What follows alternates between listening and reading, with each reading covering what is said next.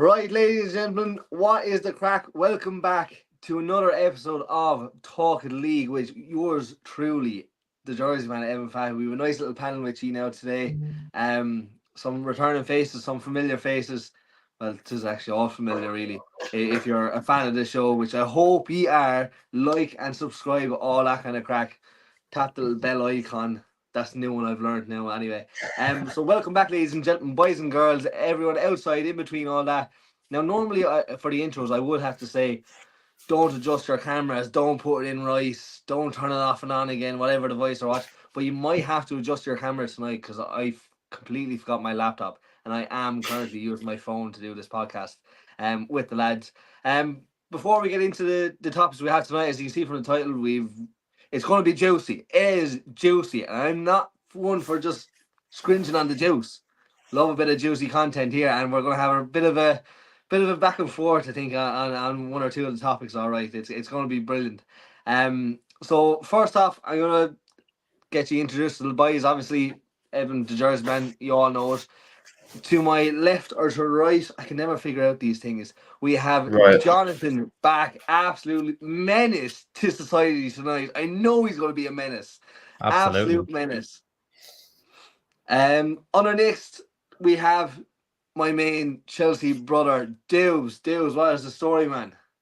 I'm alright. Hope you guys are well. Jonathan, I think this is the first time speaking with you, so nice to meet you. Will, good to see you again. Yeah, man, it's going to be interesting. These topics here, the Chelsea and Gallagher saga that's been like blowing up over the past couple of days, the Alvarez saga, and how Atletico Madrid all of a sudden look like, I don't know, they look like they mean business. But yeah, we're going to get into it, I'm sure. It's going to be juice, lads. I actually can't wait for this. It's going to be brilliant. And obviously, last but not least, we have to have another menace. And it does unfortunately have to come in the form of an Arsenal fan of all things. But look, we are a voice of the people, and unfortunately everyone has to get a chance to speak their mind on this podcast, because we is talk of the league. So we like to talk about all the league, including the absolute scum of the barrel, Arsenal. But look, we have Willie Chilly in the building. What is the crack, man? Nothing much. Beautiful introduction as always, Evan. You know, I know your admiration for Arsenal. Let's be honest.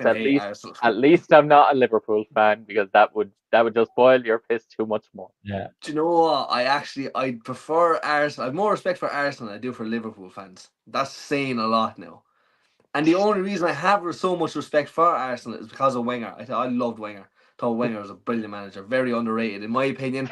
But that is a topic for another show. Right, lads, we're going to get straight into it now. And what do we start off on? Like, in all fairness, it's all juicy tonight. Do we go straight into the big one and talk about the Alvarez, or we'll do the predictions of the season, what we think is going to come up? I think we should end with predictions. I think we should end with predictions. You got to start with that juice. Yeah. Right, perfect. We'll end with predictions, right? So, a bit of backstory, right? We'll start off with the Alvarez topic. A bit of backstory to this, right? So the news broke, right? Just picture this in your mind. I'm not very good at telling stories, but this is just an insider thing. Picture this: the news broke for Alvarez, 81 million, Atletico. Oh my God, madness! Bing, bing, bing, bing, bing, bing, bing. Group chat blows up. What's this? Alvarez is not worth that much. No way. Atletico got a good deal on him. Oh my God. Save it all for the show, boys. Save it all for the show. Right. So I think we might split each other into teams now. So we'll say the 81 million price tag for Alvarez, the deal itself.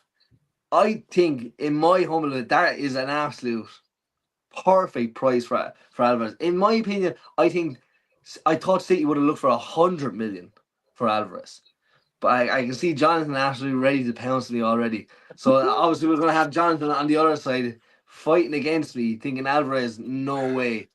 But like we'll get a stance. We'll go across the board anyway, and we'll start off with Jonathan.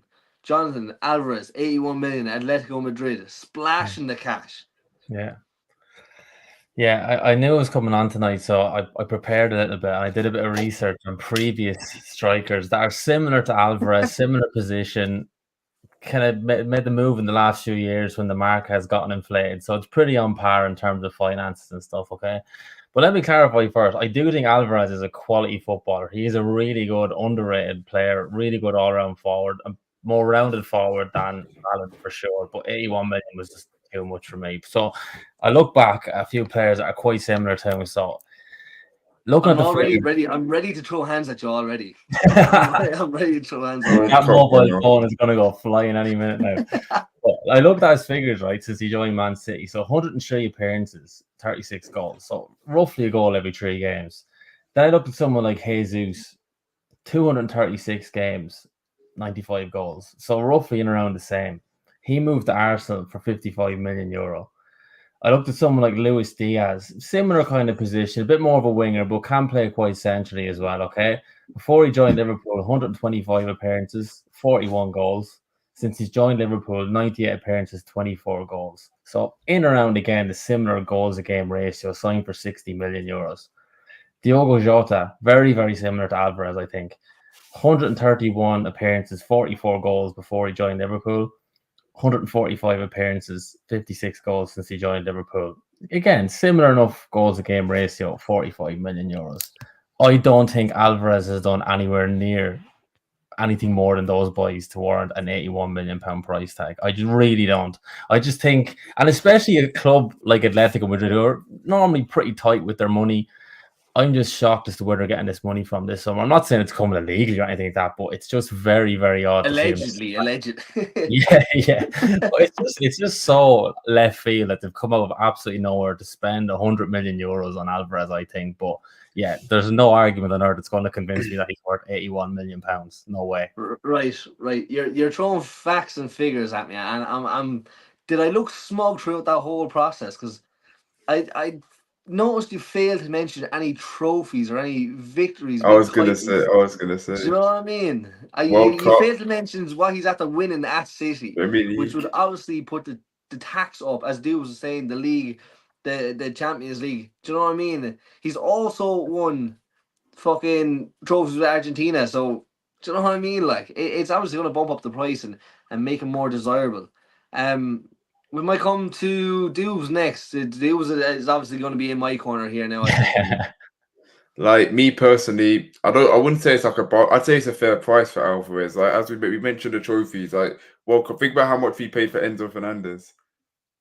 Now, if you want to talk about money, 100 million for Enzo. That was too much. But that's my point. That's what I'm saying. They're getting Alvarez for 80 million.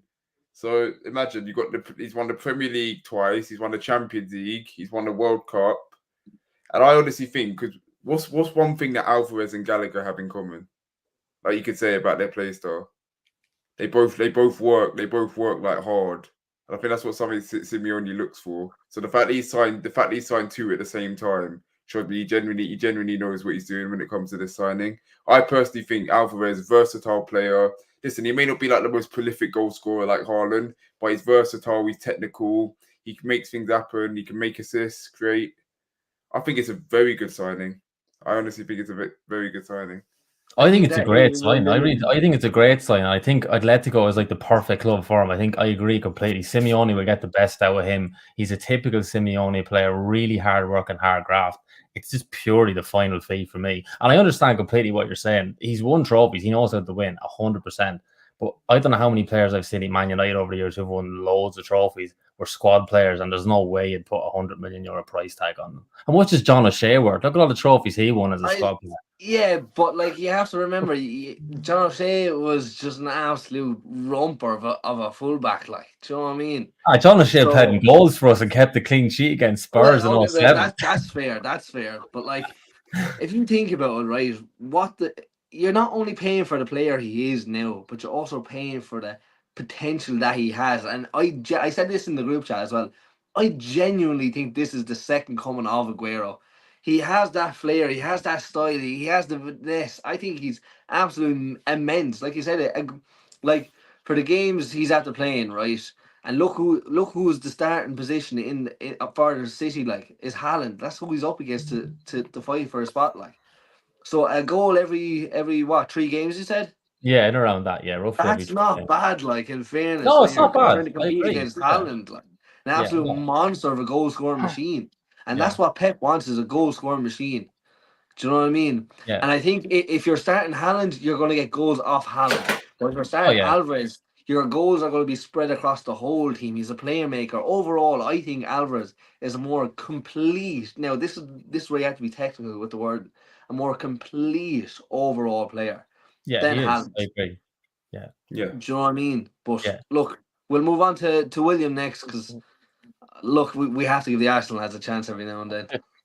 Nah, to be honest, I full on agree kind of with Evan on this one. Actually, for once, I actually think.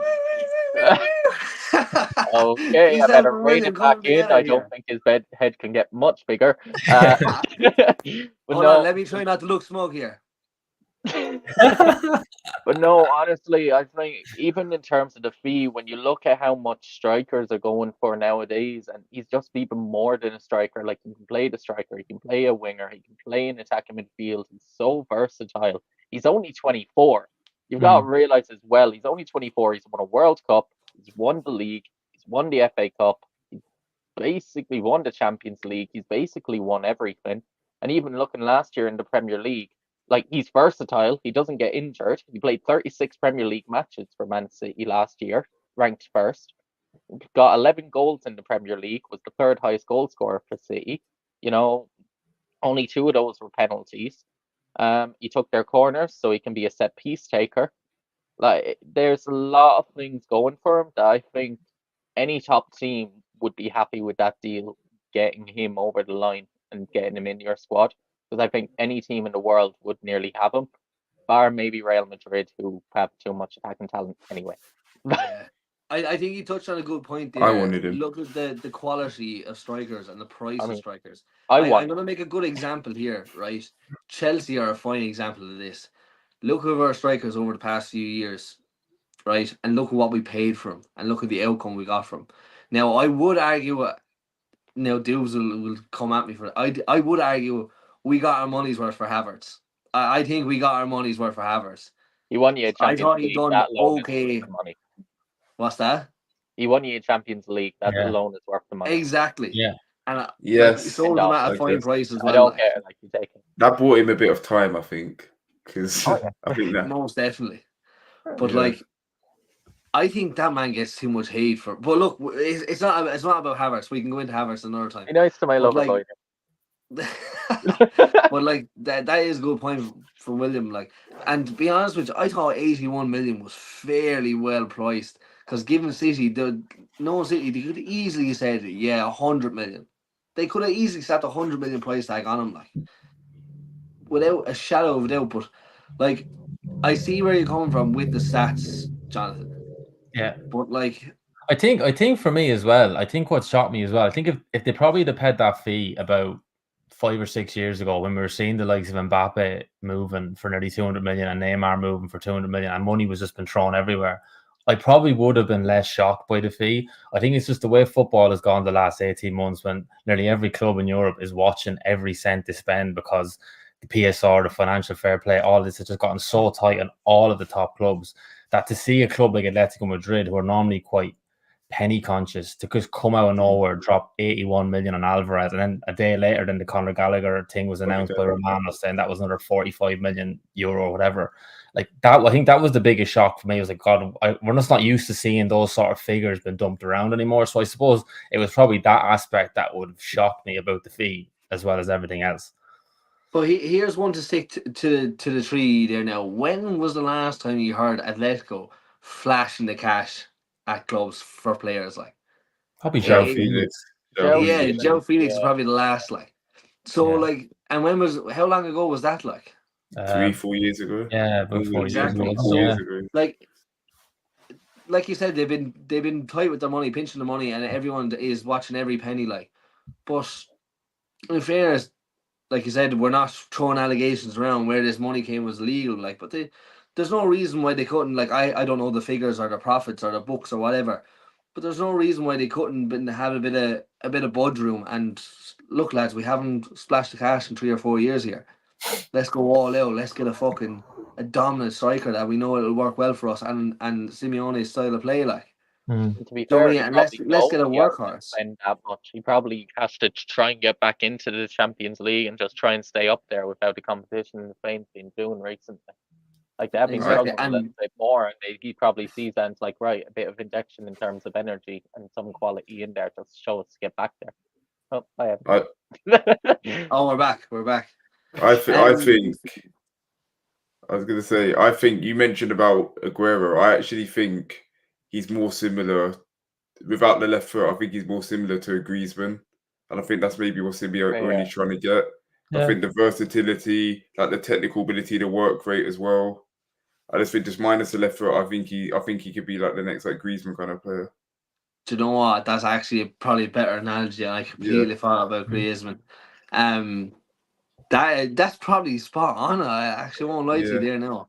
But that's just where I was coming from, and that's why I kind of wanted the both sides, but not just that was well priced. He's some player. Like I wanted the pushback with, and I saw that Jonathan was given that, and it is nice to hear the kind of stats wise of it. But for me personally, I just think 81 million. Look what he's after achieving as a sub for City. But when he does start or when he does come on, he does immense. Like in fairness, he has the talent, he has the skill, he has the ball knowledge. Like William said, he's 24, 23 or 24.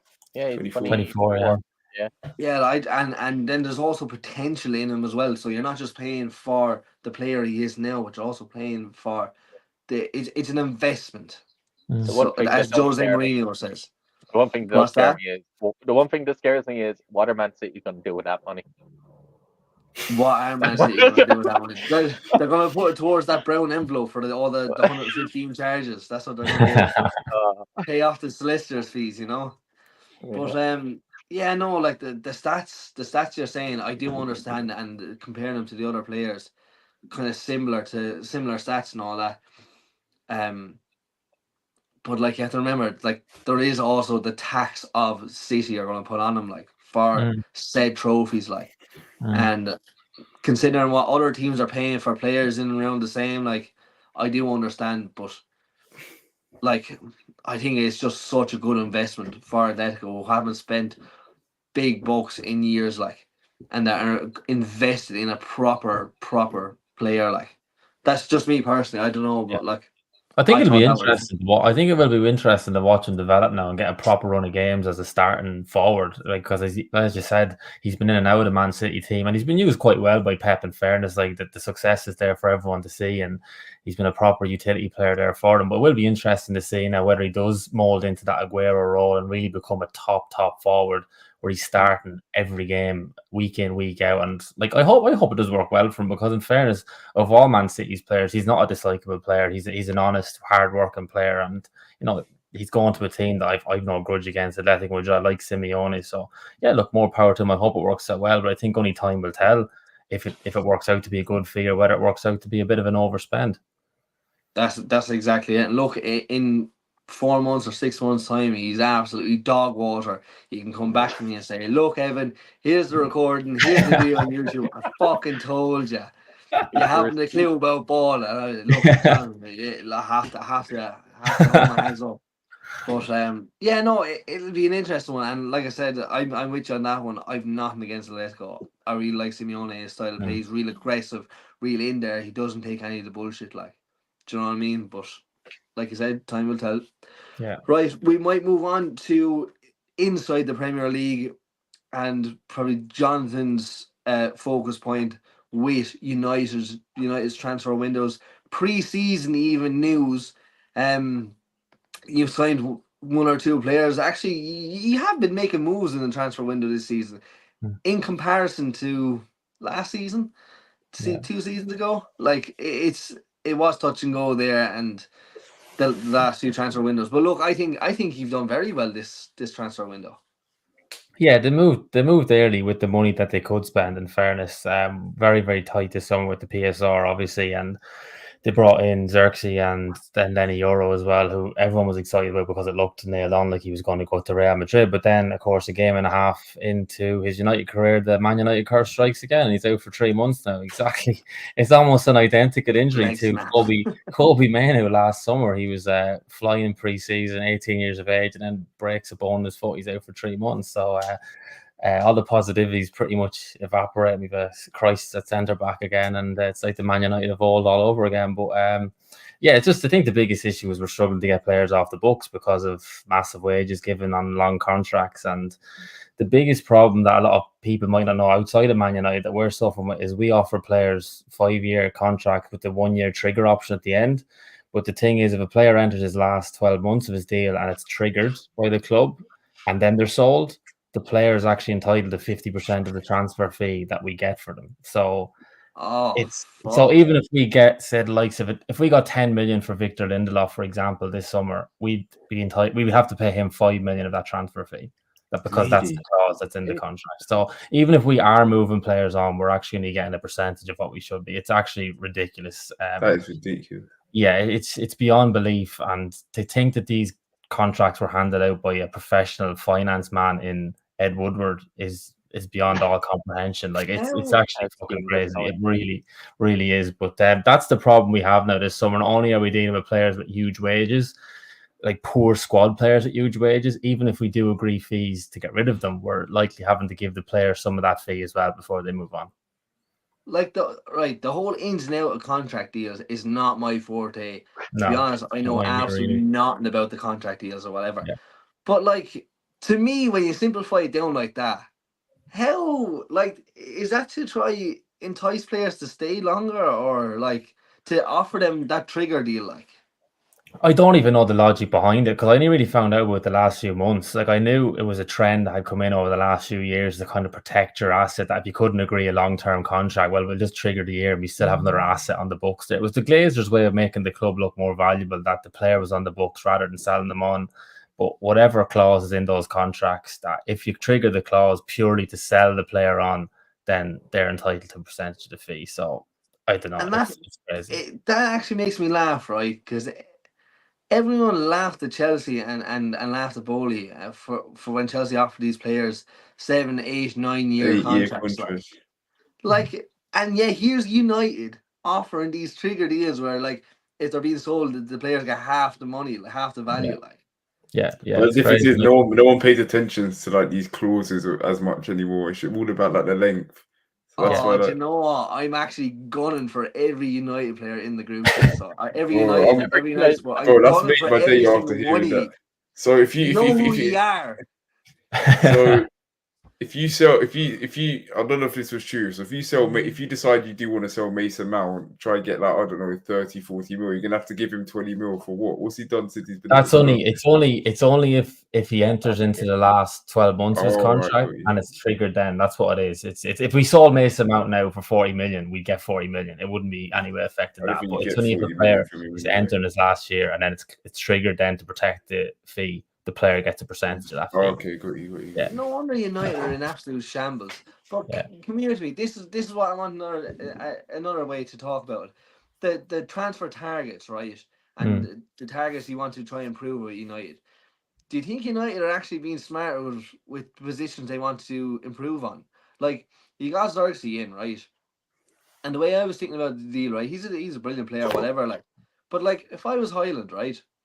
And just coming good at United and just finding form at United, or form we'll say at United, to see United bring in another player, to me, if I was Highland, I'd be like, fuck, am I not, my insecurities would kick in straight away, like, I was thinking, like, am I not performing well, like, I need to try and improve, this is a disaster, I'm going to fall into a pit here now, and I'm going to get pushed out, Xerxes is going to step in, well, obviously not anymore, but at the time when the transfer was coming through, I'd be absolutely in shambles. Or do you think it'd be a kind of motivation for Highland to drive on, or what way do you think he'd be going with it? Well, if he's truly a Man United player, he shouldn't be shrinking. He should be looking at that and going, well, "That's a challenge. I'm gonna get better than him, and I'm gonna score more goals than him." Like it's a squad game, and with the amount of games that you have now, you're talking 60 odd games in a season if you're in Europe. So our biggest problem last year was anytime Hoyland got injured, which was quite a bit in fairness. He started the season off injured as well. We had no backup because Anthony Martial was basically retired, and our solution then was to put Rashford through the middle. And Rashford isn't a striker. He's a left winger. Yeah, yeah. But, yeah. Just trigger that clause, Rashford. Just trigger that clause. Safest clause of all time. We were never paying that money.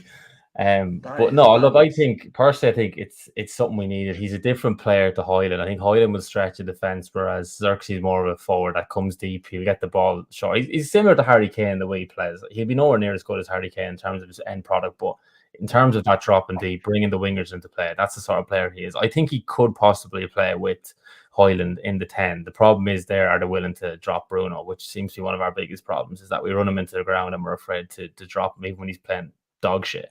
And there's some United fans. I'm not one on the ground like a little baby, but like. Yeah, but there's some people that think Bruno is undroppable. I'm not one of those Man United fans. I think there's plenty of times that he has been out of form, regardless of being your captain. You fucking drop him and you put someone else in there. It's as simple as that. And I think that's his biggest problem. He needs dropping, he needs resting, and that would solve a lot of our problems. But look, that's a conversation for another day. But no, in terms of the signings we've made this summer, Euro was necessary. We needed a centre back with Varane gone. We needed a forward because Martial had been released as well. I think our next biggest thing is we need a 6 because Casemiro is finished. We all knew that 2 years ago. We paid 50 million for him. We gave him a 5-year contract on 350 grand a week. It was fucking nonsense. Absolute crazy. Casemiro, crazy money. Like, it's absolutely ridiculous. We knew he was going to need replaced in 2 or 3 years' time. His legs are completely gone now, and even the Arabs don't want him. Do you know what I mean? So it's just. That's the situation we find ourselves in now.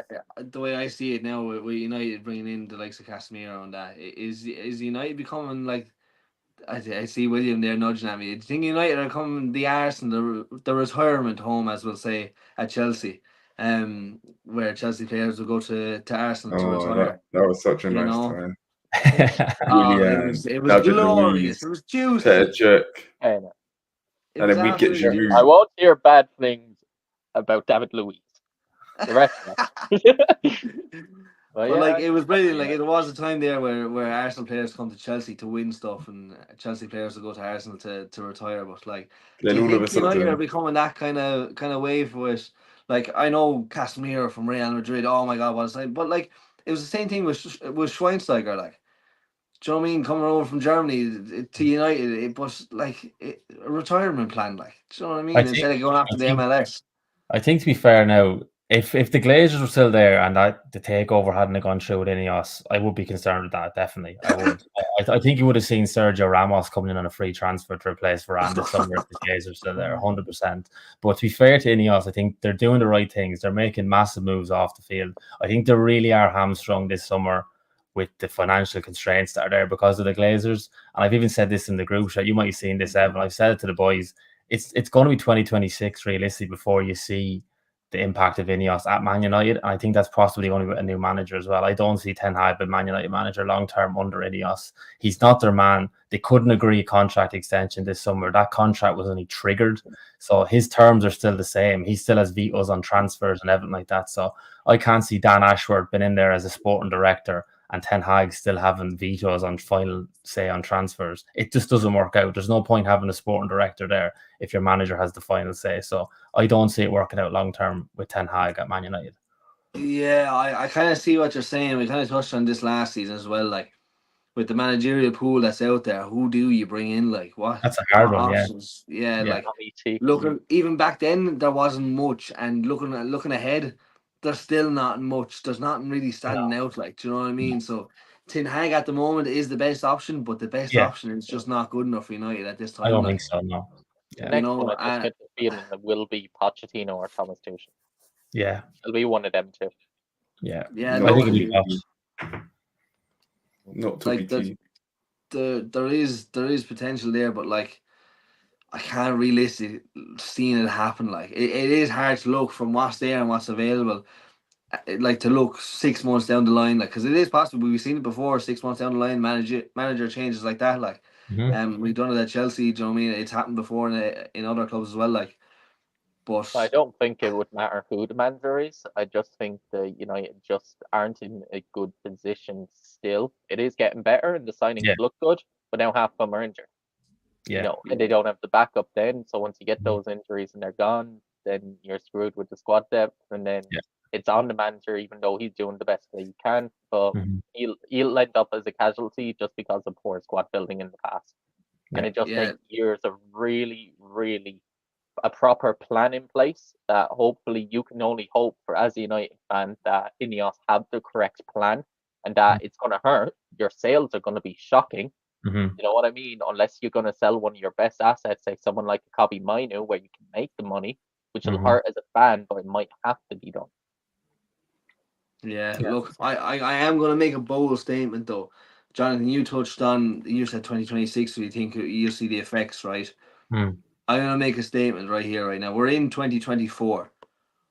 I would nearly say, and I am going to say, but I'd nearly put a lot of money on United not winning another Premier League until at least 2030. Potentially. Oh, I'm thinking 2040. Somewhere in the like, 20.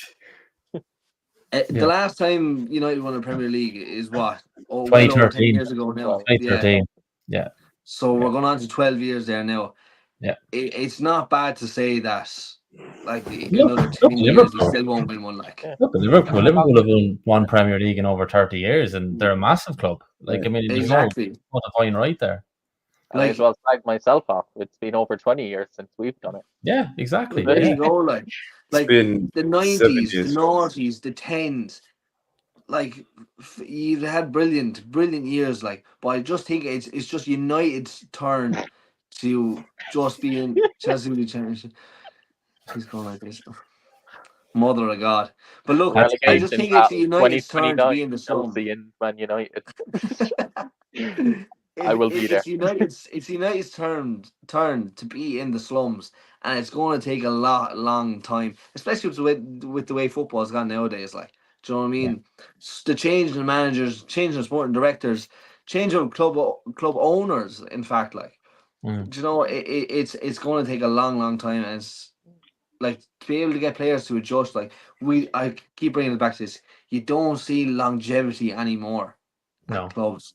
Whether it's players or managers or owners, do you know what I mean? Like, even look at Klopp. Like, Klopp is like such a successful manager, and he only lasted 8 years at Liverpool. He couldn't hack it anymore because of the pressure and everything like that. Like, managers just aren't hanging around anymore. Exactly. Like, football is just quick and fast. Like, much longer, to be fair. I think Guardiola will do another year, and that's it. I hope he retires after the end of the season. Yeah, I think he will. I reckon this season, especially with the 115 charges still lingering around City, like, there was talks and rumors of him going this season if it was being pushed forward in the courts, but obviously it never built up to that. So I reckon if it does build on further, I think there was talks about the Prem pushing it more and more, like, but if it does go any further this season, I think that this will be Guardiola's last season, like, at City. Where he goes after that, not too sure. Does he go anywhere after it? Does he just take a break like Klopp is doing? Tell him to take a break and wait for the Spanish job. So he's the Spanish job. That one up. Yeah. Look, there is a lot, but I think with United, right?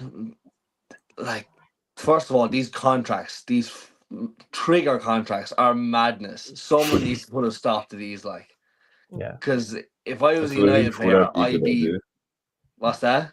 I don't know who thought that'd be a good idea, but yeah, that is crazy. Like, I'd be setting myself up, like, so I'd be trying to strategically place myself in a position where I can get half this transfer fee. Yeah. Do you know what we I mean? all know why that was put in place, so that Ed Woodward can come out and say, "I'm Ed Woodward. I get deals done."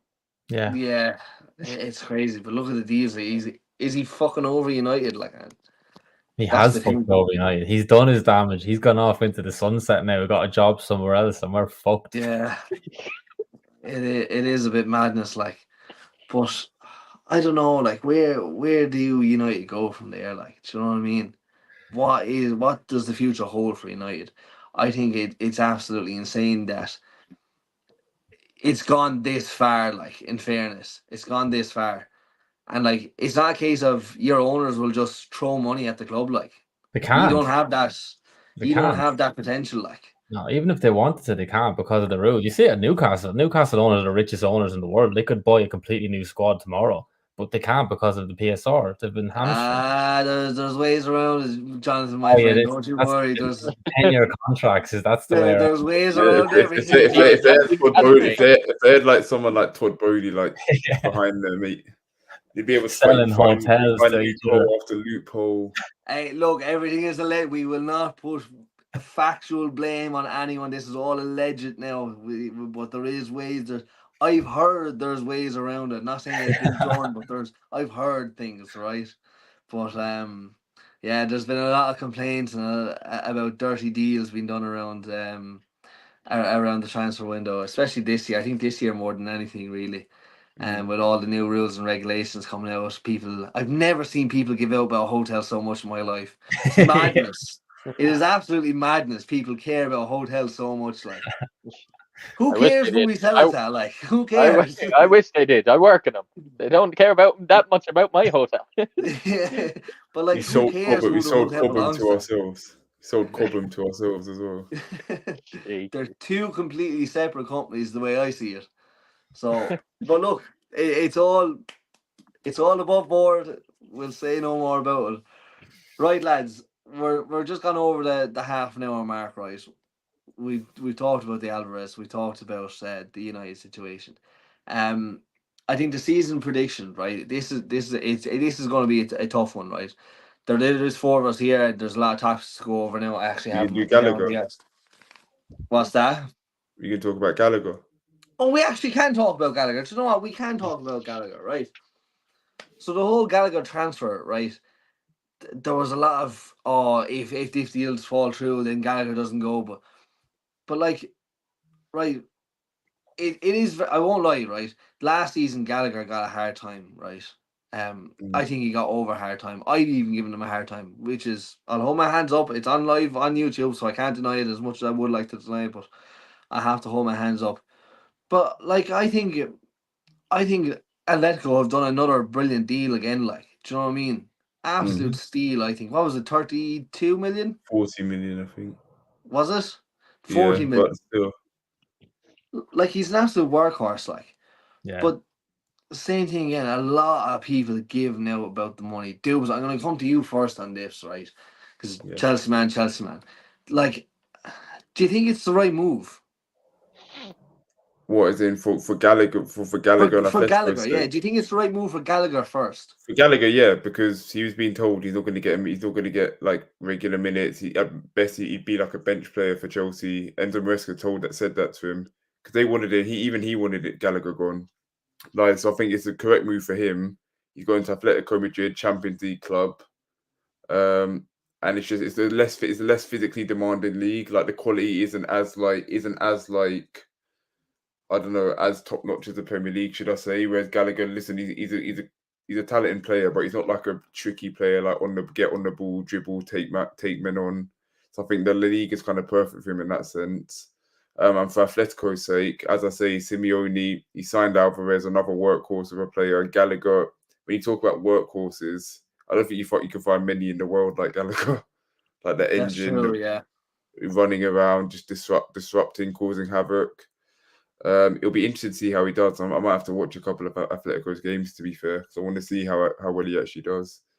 But yeah, I think it's the right move for Conor Gallagher. I think just there's no point saying at Chelsea, where at the moment the future of the club is up in the air, and you've been told you're not going to get minutes, despite you being the captain for the majority of last season, and being probably our best midfielder, I'd say, and you're being treated like this. So, listen, 100%. Yeah, no, I would have to agree with you there, and I think it really shows his personality, right? Because he could have easily stayed at Chelsea, kept the cushy on the bench, start every now and then, still collected his wages, but it really shows he wants to be on the pitch regardless of money or where he's at. He wants to play, and it really shows the dedication that he had at Chelsea. Like I said, he fought tooth and nail on the pitch for Chelsea. Do you know, whereas Alvarez, say, like we were talking about Alvarez's workhorse, he was fighting not for City but fighting for a position. So I think there's a bit of a difference there.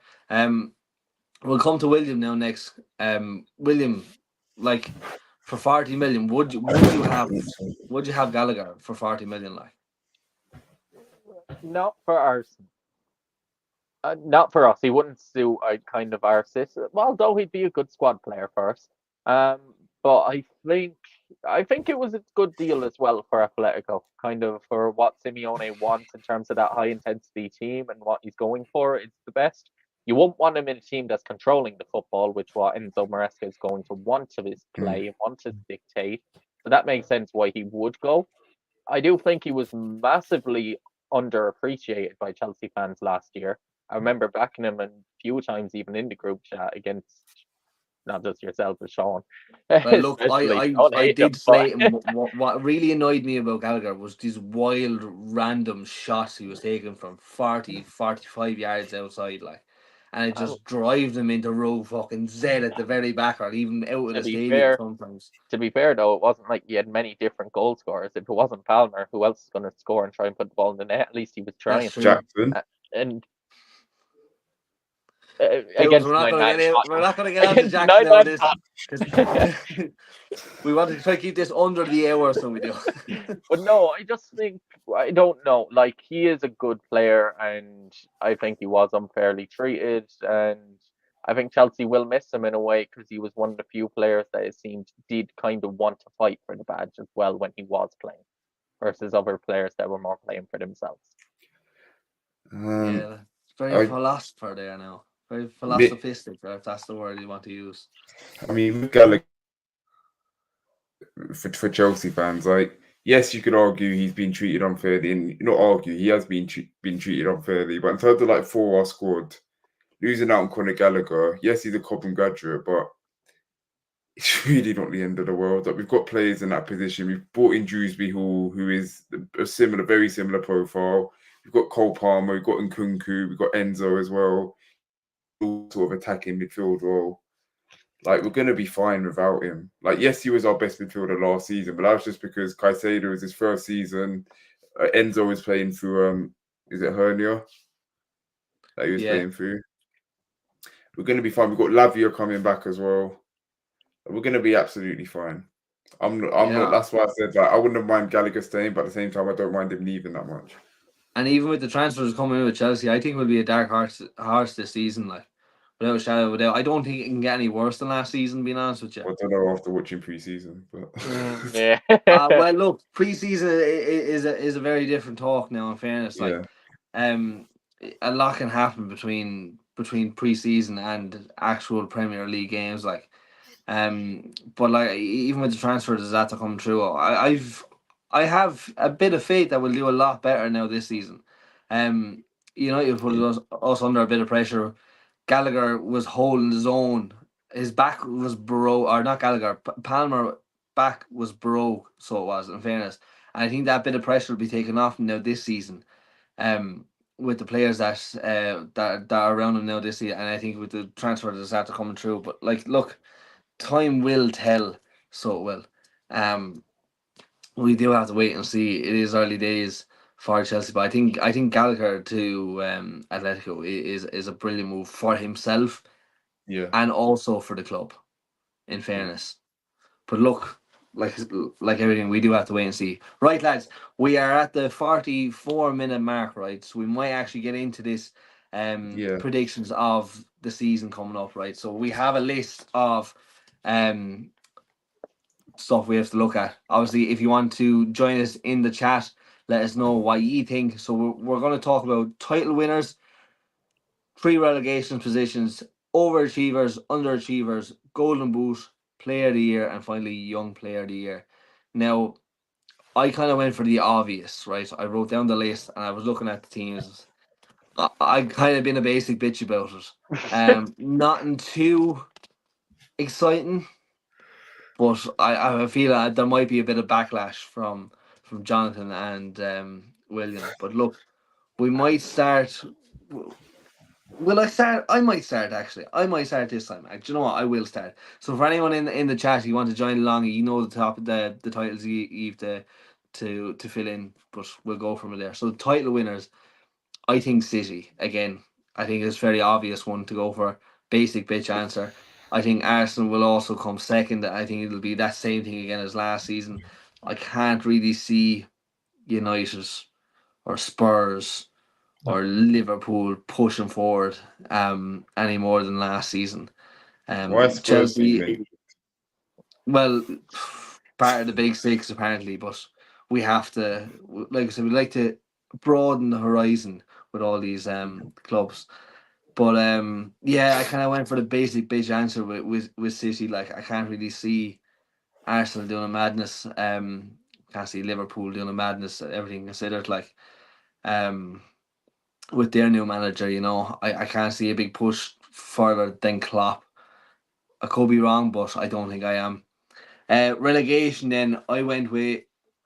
Actually, this is probably the biggest madness in it now. I went with Ipswich, Forest, and I bit the bullet and said Everton. I think Everton go down. Yeah. I think Everton go down. I think it's finally going to happen. Everton go down for the first time in the history of their club. After how long did they sack Sean Dyche then in that scenario? Because they won't go down with him as manager also.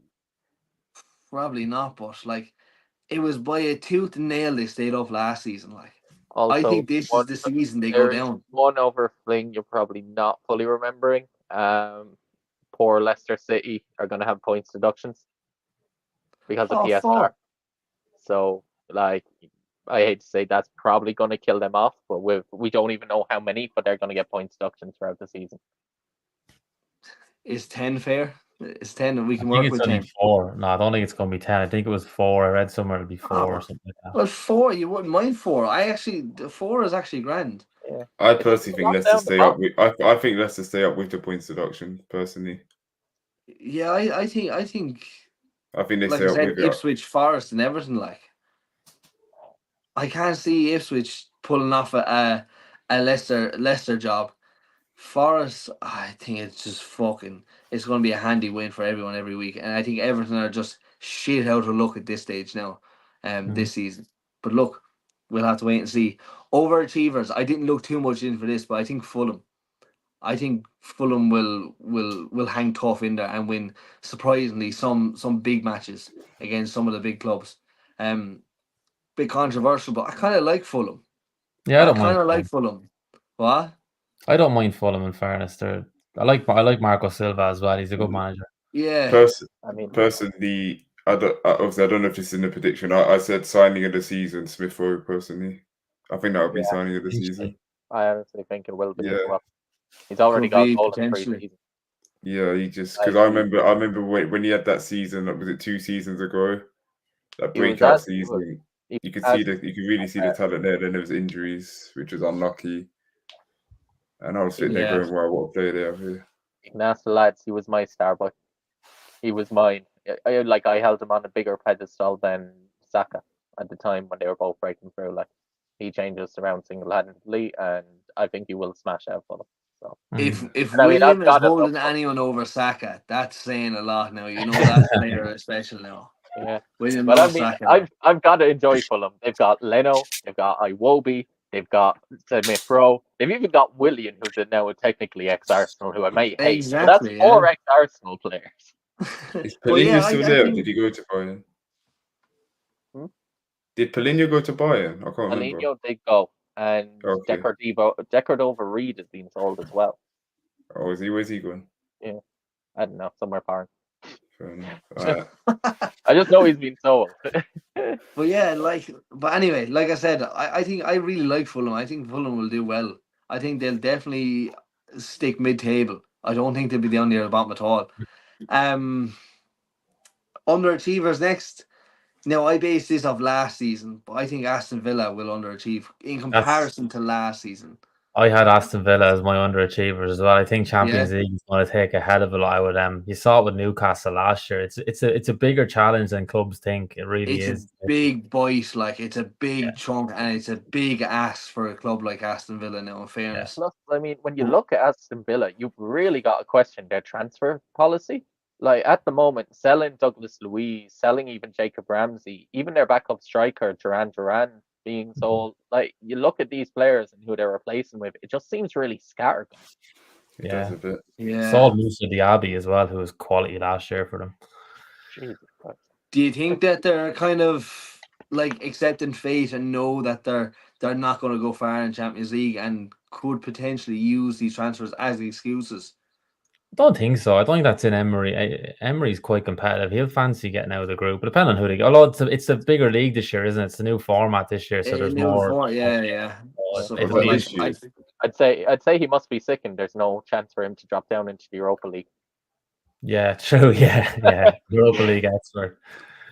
but look, I just think it's just a big ask for Aston Villa, especially with the season they had last season. But look, we'll have to wait and see. Golden Boot, same thing. Basic bitch answer is Haaland. Like what else do you say? Like he's just a goal scoring machine. I have a Absolutely. really left field call for Golden Boot, but I'll give it to you in a minute. Fuck, really? Yeah. Is Jonathan just gonna pull a madness? Yeah. Fuck. Player of the year, then I went with Kevin De Bruyne. Injuries absolutely devastated him last season. I think he's back. He's gonna stay fit, injury free. I think he's just gonna dominate with City, and we're just gonna see. Like, but you even saw him when he came back from injury straight away. He banged a goal and 2 assists in the first game back. Like, What you didn't see is like him constantly getting subbed off very early by Pep. I think Pep doesn't trust him. Really? I think Pep doesn't fully trust him for those biggest games. That I think he's just like, even at halftime in the FA Cup, he was subbed off at halftime for Alvarez. Yeah. No, man. Yeah, but like last season was touch and go from. In fairness, like you do have to give him that, but I think we're gonna see De Bruyne of old, like come back and absolutely smash it and be a dominant force in the midfield, like. But look, we'll have to wait and see. And then obviously, young player of the year, I went with Cole Palmer. Yes, absolute monster of a man. A lot of hype around Palmer over last year. This year, we're expecting a lot. We're expecting big things. The man's back was broke from carrying the club to where we got at. Like, you can't fault the man. I don't give a shit if you talk about penalties to me. Penalties were earned. Still have to be scored. You still have to score him, you still have to score him, in fairness. It's also if you automatically get a goal from winning a penalty. Yeah, he's cool. I like him. I think he's a really good player. He's a Man United fan as well. He's a United fan? Yeah. He's a United fan, Yeah, well, why would you want to downgrade to United? Like, in fairness, shambles you're in, like, in fairness. You ain't going anywhere near Man United. William, we might go to you next, so that's mine anyway. I think it was fairly basic, really. Yeah, it was boring as fuck, Kevin. It was boring, but like the only big surprise there was that I thought was Everton and De Bruyne. Obviously, he obviously disagreed with me with De Bruyne, but look, we'll go to William next anyway. See what difference we have. Time to be even more boring. Well, except for I wonder who I'm going to predict to be title winners. It's going to be our year, okay? It's going to be our year. It has to be. Statistically, last year should have been. We were the best team last year. I nearly spat out my drink. That's don't win you championships. It was one game and one half of football that just ended our hopes of a title. I think this year they're going to be even more determined, and it's just going to happen. Do you know that? Do you know the film Grease? Yeah. Right. Do you know the song Sandy sings in it to Danny Zuko? Was a hopelessly devoted? Is it? Devoted to you. Yeah. I think that's William there now. Sandy singing "Hopelessly Devoted to You" now. Look, the way I see it is, we just keep on getting better year after year. Our points keep on going up. We've increased our quality in the squad for what we need as well. In terms of Calafiori coming in, I believe Marino will come in, and I think that'll be a really good signing as well as a squad player coming off the bench. Like you saw what he done in Spain, single-handedly winning the game against Germany with that header. Like, and if he can do that in the biggest stage in that type of games, like that's a squad player you need when we're at this big a club at this stages. But I do think we do it. Relegation free time for me to be extremely boring. The three that came up. I think Leicester would have had the best chance, but they've lost Dewsbury Hall, which will be a massive miss. And I just don't think that the them coming up have the firepower to score the goals to stay up. I just can't see them being good enough. Fair enough, I would have said Forest will be the closest to going down, but I look at them and I think they've enough game winners to make them actually stay up in terms of having Callum Hudson-Odoi, having Alanga. Even though these players aren't top quality, they're still good enough to come out and just win you a game. Gibbs White, another one.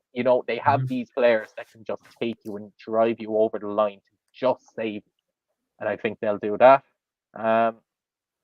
Underachievers, fair enough. I'd say Aston Villa. I also think, look, there'll be a few underachievers, let's put it that way. I don't think that Man United's injuries are going to cost them, and it's just going to get off to a bad start and it won't pick up. I think Chelsea will be poor again this season. To be honest, I don't see it getting much better. Even Tottenham will have second season syndrome over Ange. Tottenham are just absolute plain crackers. They're just so born and just mediocre and pure, grey. So if Tottenham were a colour, they'd be grey. So that's why they're white. I don't know. Yeah. Well, even then, I don't think there'll be many overachievers. I think Fulham will have a better season than people think, even though the couple of players they've lost. I think West Ham will be the massive overachievers, to be honest. I think they'll be the Aston Villa of last season, fighting for that top 6, top 5, maybe even top 4 if the season is as shit as I'm predicting. But I don't think the bubbles are going to carry him that high, I don't know. But you look at even some of the players they're bringing in, and I don't know. There's something about them. I'm impressed with their depth and everything. Even Fulkrug coming in, I think will be a great option for their height. Bringing in a few extra players, even Wan-Bissaka coming in at right back, I think it'll be solid. He's an upgrade on Kufal. In terms of that, they have 2 options there at right back. Even the midfield, they have a nice few options. I think they'll have something different. They've got Lopetegui in, who it'll be interesting to see if he is the real deal, but he seems like a very top manager and has in the past. Yeah, it's all well good having options, but the options going to do anything for you. I don't see West Ham making moves this season at all. But look, we'll never know. We have to wait and see. It's not much moves. They were 9th last season. It's only moving up 3 or 4 positions. It's not a massive one. Golden Boot is Hammond. That man just scores for fun. Even if he's injured, he's just going to get shitty little goals and some great goals, and he's just going to get goals. It's what he does. Man is a goal scoring machine. Young player this season, I struggle because I never find enough players that are under 21. Looking at the ages, I want to back Mainu to have an even better season and actually get it. They'd never give it to a defensive midfielder. No, it's just pure goal scorers. Yeah, even if he plays amazing and he probably would deserve it, they'll never give it to a defensive midfielder. Rodri should have been Player of the Year. He didn't even get nominated. He didn't even get nominated, let alone win it. Yeah. And Player of the Season, I'll go Saliba. Because if we win the league, it'll be down to our defense as well as our attack. And I think with him, he's the best defender in the league. And if we win it, he'll get it. I think it could be the same again. I think Saliba I know. Me going for Young Player of the Year, a defensive midfielder, and a Player of the Year, a defender, makes no sense for what the Premier League do. But it's my opinions, okay? Yeah. Fuck those attackers. I see you're trying to be hip and zesty with your defensive mid and your defender, but I mean, I was shit with my relegation. I had to do it then. To be fair, Van Dijk did win Player of the Year. Van Dijk did win Player of the Year. He did, yeah, but that's a push. Look, dudes, when I come to you next, anyway. Okay. So title City. I'm sorry. Arsenal will come second, though. And then what was the other one? The relegation. I said Ipswich, Southampton, and now that Solanke's going to Tottenham, I said Bournemouth. Ooh, old one. Yeah. I said Bournemouth. But they could if they lose some goals. Fair. Yeah. that's my relegation. Doing this on TikTok, everyone was surprised at the Bournemouth shout. That's just personally what I think.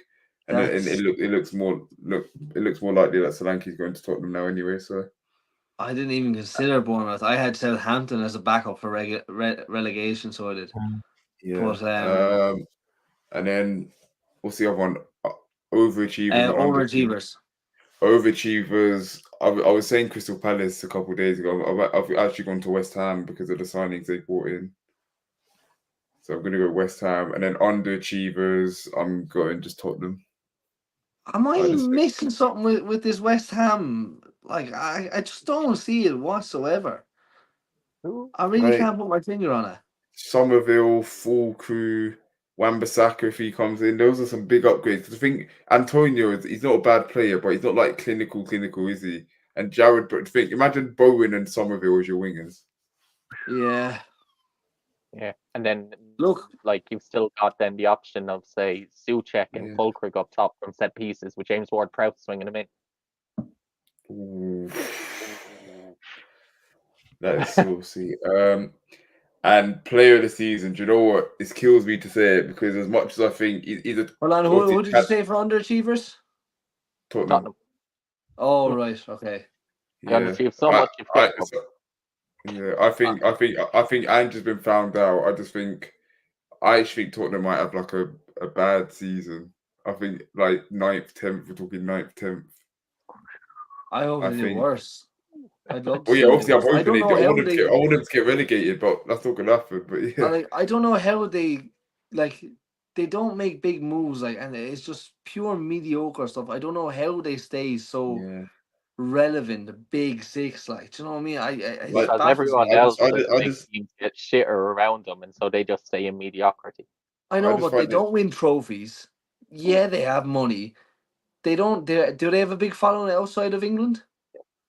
Their stadium helps.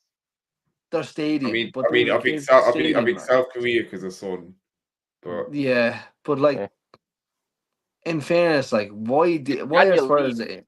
Daniel Levy is a marketing genius. That's how. Do you know what? The NFL, right? Fair enough, whatever. But I think we need to. That could be a potential podcast. Reconsidering the Big Six. I think that needs to be discussed. Let's not, because last time you done that, you kicked Arsenal out, and now look at us. Yeah, fair. So, and then if we anyway, Golden Boot, you're on. Golden Boot. I said Isak. Ooh, fair. It's not a bad shout. I said Isak. Even though I don't think Newcastle will finish particularly high, I think they'll be finishing around 7th, 8th. I still think he's going to get it. I just think Newcastle create chances with Gordon now, and I just think he's going to get. Yeah, I think he's going to get it. I don't think Haaland's going to. I think he's going to be up there, but I don't think he's going to walk it. He's going to walk the league like he usually does. Yeah, personally. So that's Golden Boot.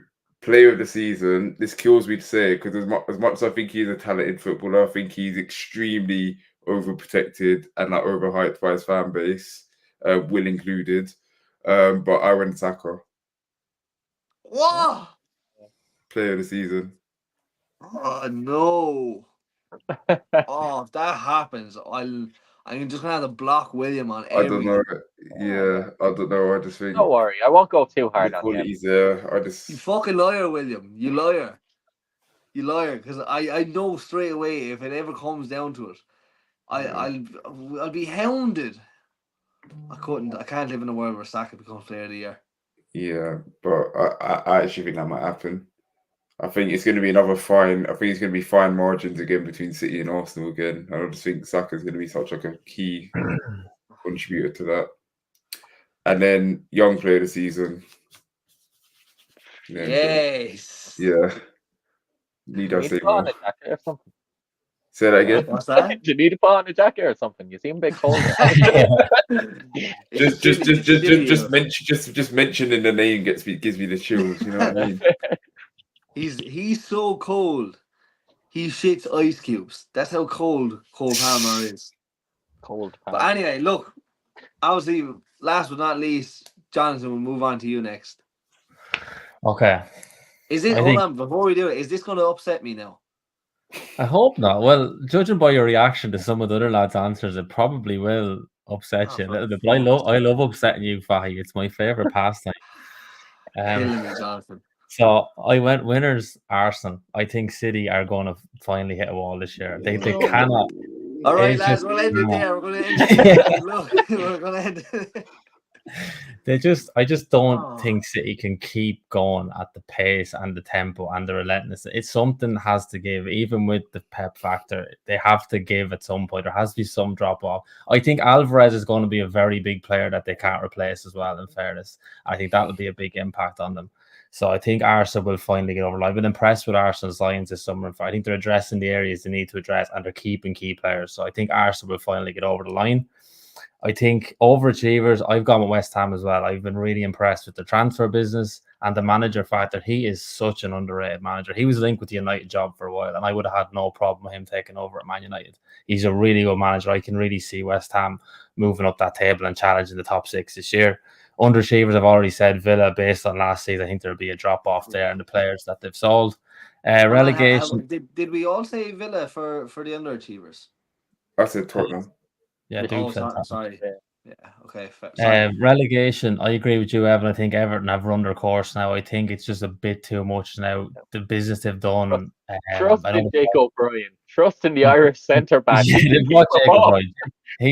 good player, but I just think I don't have enough goals in the team. I think they remind me a little bit of Stoke, who hung on for a few years and then finally bit the bullet. I think they'll go down this year. And I went with Southampton and Leicester as well, bearing in mind that points deduction. I think those will be the 3 that go down. You guys really think Leicester? I think Leicester, yeah. I don't see it going. I mean, fair enough with the points deduction, but I just think, me personally, I think their season going down, I think it was a tiny bit of like a blip, because I think the season they had in the Championship last season. Yeah. But even then, if you ask Leicester City fans last year, they had the best team by a mile, and they only scraped promotion. Yeah, they fell over. Made it look harder than it actually was for them. Yeah, I mean, I don't watch an awful lot of Championship. I only watch Watford really because they're my locals. But I think Leicester are blessed. Like I think they're going to stand firm just below middle of the table. Like yeah. A golden boot. This is my left field call. Bearing in mind that he gets that move to Spurs, I think Solanke will be the golden boot winner next year. That's based on the fact that I think City will drop off. Therefore, Haaland's goals will drop off. So I think Solanke gets that move. Solanke scored 19 Premier League goals in that Bournemouth team last year. If he gets into that Spurs team and they get cooking around him, I can see him hitting between 25 and 30 goals. He really is an underrated striker. And if Haaland... You think I can win the golden boot?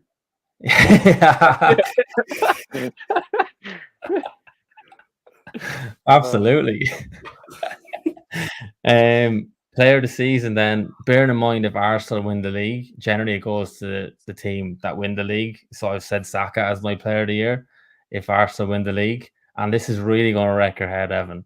Bearing in mind that the young player of the year can be 24 and under in the Premier League, I've gone for Saka to win young player of the year as well. I'd actually rage quit on life if fucking Saka wins both. To be honest, when was the last time a player won both?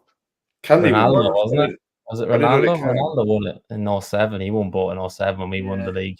That's the last I can remember. I don't remember anyone. For some reason, I think that if we went on and won the league, I think they'd give Saka like either player of the year or young player of the year, and I think they'd give Saliba the other. I think they wouldn't give player both. They'd go one with attack. Wouldn't they give? I reckon they'd give it. I reckon they'd give one. They give player of the year to. They give Saka young player of the year to Odegaard just because he's captain, and it's like you finally done it. Yeah, I was thinking Odegaard. Depends how well the team plays. Depends who has the team. That's probably the worst case scenario for me. Odegaard. I don't know what it is with Odegaard. We looked top class in pre-season today as well. Like we beat Bayer Leverkusen 4-1 today. Fuck your pre-season. Pre-season means nothing to me.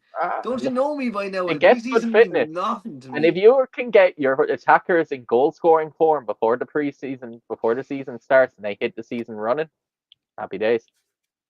I'm a harsh man. I make rational decisions. My whole season will be based off the very first game So And that's against Man City, you fool. exactly.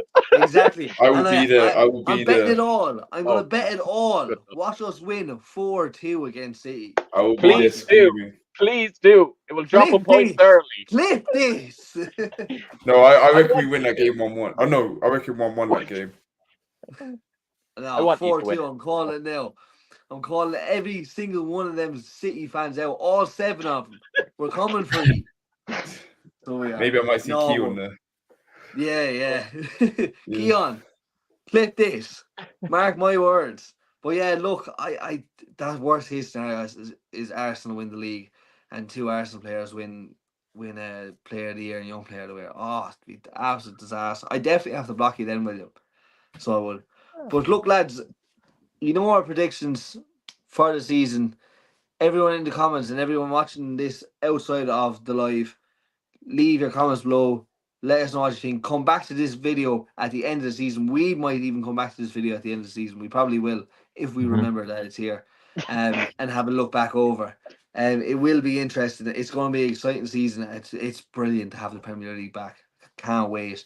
Can't wait to lose money on bets every weekend and just go absolutely nuts when my 40+ account doesn't come up. And why there's not over 25 corners in a single game. It's scandalous. It never happens. But look, we're just gonna have to wait and see. Before we leave everyone off, we're just gonna sign out there, plug the socials, all that kind of crack, where we can find everyone. William, fire away, man. Perfect. You can pretty much find me. All my handles are at Willie Chili Bry, Twitter, all the rest. Yeah, that's pretty much it. I'd say, yeah, that's pretty much it. Just go on Twitter, lads, and just start abusing them, right? Yeah. Fuck Arsenal and all belong to them. See me Dudes, up to you next. FPL and my TikTok's there. My TikTok is there. And you can find me on Twitter. I need to get more active on it, to be fair. But my Instagram is the same handle as my TikTok. Yeah, just hit me up. I'm aiming to get 50k by the end of the year. I'm on 37.5. Or at least help me anyway. Right. Well, this is the season you're going to hit 50k. All right, we're going to get you there. And last but not least, Jonathan, fire away, man. Twitter @Snooker America. Don't even ask where I got the handle from. Do you like playing snooker? No. I used to. I used to when I set up my very first email address, and that's where it came from. That's where it came from. I don't know where the America came from. It was like a random thing Yahoo gave me back in the day, and it stuck. So I've used it for everything since. The whole path to become Ronnie O'Sullivan just never took off. Yeah. Disaster. But look, lads, you know me, the Jersey Man, over on TikTok. Go over on TikTok and give away free jerseys every now and then. Looking to do more of the soccer content, even with Doobs there on the lives every now and then. So we'll link up with that and whatever. But look, lads, thanks very much. Like and subscribe. Hit the little bell notifications to let yourself know when we're going live and when there's a show coming up. Thank you very much for watching, and God bless.